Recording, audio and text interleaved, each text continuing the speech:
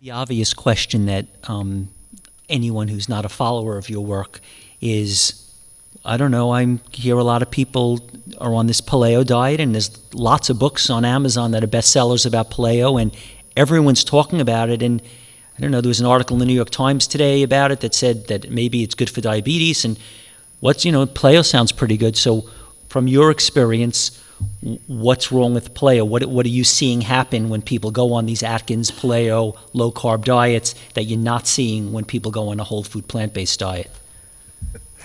Well, my experience is that they're coming in, they've already tried these diets and they still have their diabetes, so it's not too much. Many of them have been on the paleo diets and Atkins, they've tried many different things. And so when they hear about us, that concept has already been proven wrong. So that's mostly our experience. Now, yeah, I do get some kickback from individuals outside the clinical practice. And essentially what I just do is share our data. I mean, we see patients, and we have data within 4 weeks of them coming to see us. Inflammation goes away. Their blood pressure is better controlled. Their blood sugars are better controlled. We're reducing medications. We reduce medications. Our oldest patient, 102 years old, she came in on 7 medications with heart failure, and we got her down to 1 medication within a matter of weeks. The patient's in her 90s, and then one in her 90s, she's been on insulin for over 40 years, and within 2 days of being on our program, she got off insulin. And so I tell people, you show me this data on paleo diet. Show me someone on a ventilator coming off on paleo diet. Show me this type of data on paleo diet. It doesn't stack up. I agree, and one of the things that's very deceptive about paleo diets and Atkins diets and drugs, for that matter, is that there are a lot of strategies that you can use to change biomarkers quickly. And people, and diet also, but in terms of what people think are the ways to change biomarkers quickly, their neighbor does a paleo diet and his blood glucose drops and he says lose 20 pounds and the whole 9 yards. He says it's great. Somebody else does Atkins, somebody else is taking a statin drug. The problem is we're so myopic sometimes in looking at short-term drops and surrogate markers, essentially. We're measuring surrogate markers instead of disease outcomes. So, and in cancer, we do it all the time, by the way. This chemotherapy drug shrinks tumors in 30 days. Everybody's dead next year, but by gosh, you got a great 30-day thing going on.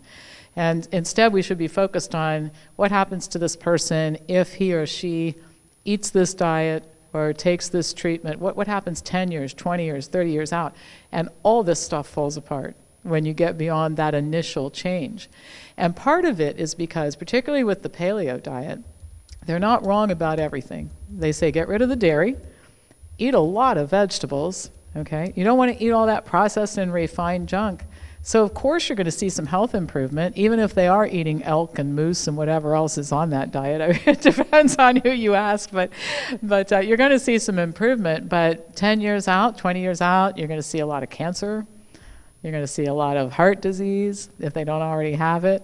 So you're trading one problem for another down the road. So I think it's the short-term myopic view that as long as my blood glucose levels are lower tomorrow, as long as my cholesterol drops, it doesn't matter how I get there, it's just that the numbers changed. And actually, as it turns out, it really, really matters how you get there. My 2 colleagues said the major points that I was. The paleo myth is just that. Like every caveman had a mastodon in the freezer and spent all day eating mammoth meat because they're cavemen, that's what cavemen do.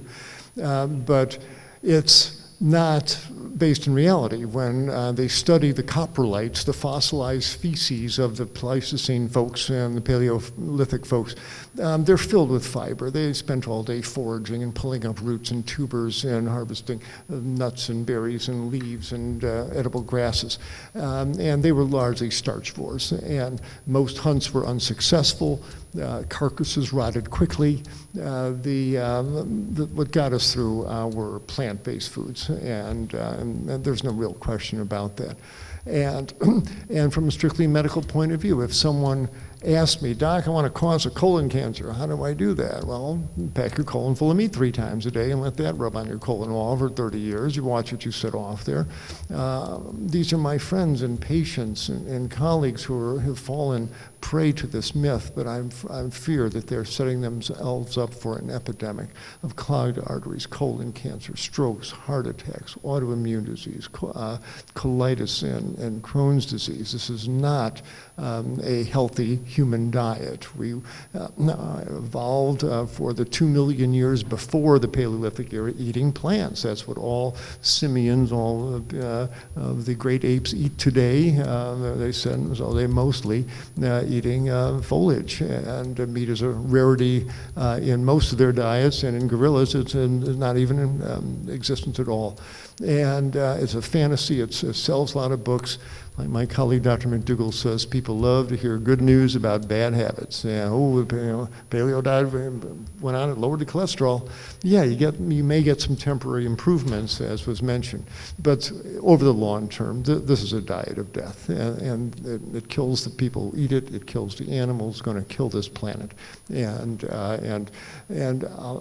you can start a pool for when the articles are, well, they're already coming out. Paleo diets associated with higher rates of heart disease. Paleo diets increase all-cause mortality, meat-based diets.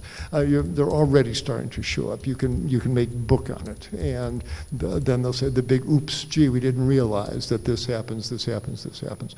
So I urge people not to fall for this mythology. It will lead you to a early demise. While I was listening to Dr. Klaper, I have a friend, his name is Don Matez. He lives in Phoenix, Arizona, and he wrote a book called Powered by Plants. He used to be a paleo eater.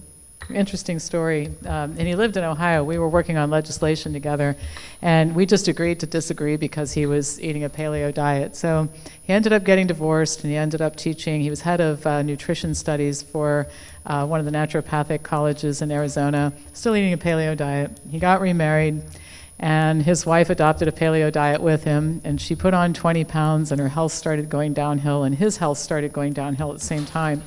So this is a former paleo eater turned vegan eater who writes this book called Powered by Plants, and he set out to refute the paleo diet, and he does a great job of doing it. There are 900 references in this book. It's a really great book. But one of the most important lines in the book is in the beginning when he's talking about why do we all focus on this paleo diet. He said people sit around and try to figure out what people were eating 6 million years ago. We have such great data on what people have been eating for the last 200 years and the health results that have come about as the result of it.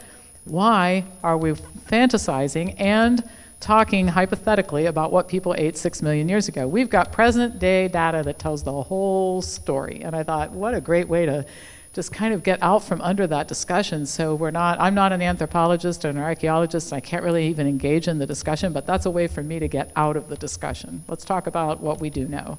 And what we do know, paleo stuff does not work in the long term. I've got one comment to make about this. There were, about 2 or 3 years ago, Dr. T. Colin Campbell had a formal debate with Dr. Eric Westman of Duke University, the head MD in charge of lifestyle medicine there. It was at the University of Alabama, Birmingham. It was a mainstream crowd. And Colin Campbell was arguing for the whole food plant-based diet.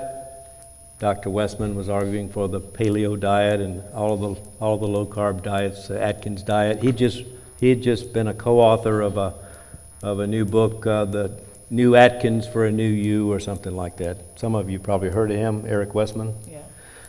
Well, if you'd asked the audience after the debate who won the debate, they would say Dr. Westman. Well, he was polished.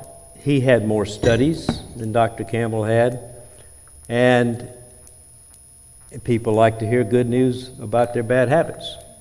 And so I came away from that thinking, this is just absolutely ludicrous. And so I wrote a few blogs about it, and I said, what if the paleo diet was the absolute healthiest way for us to eat? Well, we're going to have to choose a team here because we got 7 billion people on the planet, and we can only support 3 billion people eating a paleo diet. So, which 4 billion do want to head for the door and go and die? Because that's just the fact of the matter. And you compare that also, add to it the evidence that these 3 doctors and every plant-based doctor that I know about talk about how many paleo diets have reversed any diseases, how many, it's just about short-term weight loss and muscles that look better or something. I don't know what it is, but it is totally unsustainable. And I have another comment. And we often get confused with different diets and science and that type of thing. And often what I tell my patients is just go to simple deduction. Let's take the paleo diet, let's take the Mediterranean diet, let's take a plant-based diet, etc. And all those diets, why don't we just remove the plant-based food from all of those diets? Paleo diet, you're left with, moose and whatever, chicken. The vegetarian diet, you're left with cheese and eggs. The Mediterranean diet, you're left with fish, maybe some chicken. The vegan diet, you're left with nothing. So if you remove the plants from all of those diets, how healthy are those diets? How healthy is the paleo diet? How healthy is your diet if you only ate fish? How healthy is your diet if you only ate chicken or only ate turkey?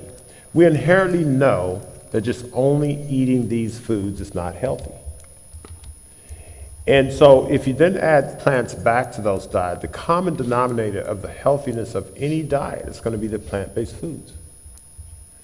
And so if you go to Whole Foods plant-based diet, which is only plant foods, it has only the foods, the nutrients that are essential. Everything else is non-essential.